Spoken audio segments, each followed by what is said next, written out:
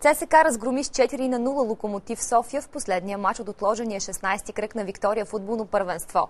Така червените се изравниха на върха в класирането с Лудогорец и Левски. ЦСКА на Стойчо Младенов записа трети пореден успех. След Каляка и Монтана сега категорично бе победен Локомотив София с 4-0. Три от попаденията паднаха в последния четвърт час в биткаджийски матч. Хубав гол в 28-та минута на Антон Караченаков даде преднина на армейците. После след няколко груби нарушения прехвърчаха повечко искри на терена. В последните 15 минути с нови 3 гола на Джонго Присо, Иван Бандаловски и Жуниор Мораес ЦСКА взе победата и събра 45 точки, колкото имат Лудогорец и Левски.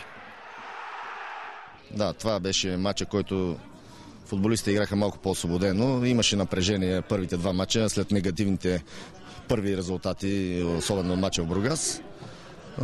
Смятам, че имаме така потенциал да подобрим още доста неща. Вече единствено поздравявам отбора на ЦСКА за първото попадение, страхотен гол на това момче, страхотно изпълнение, браво на него.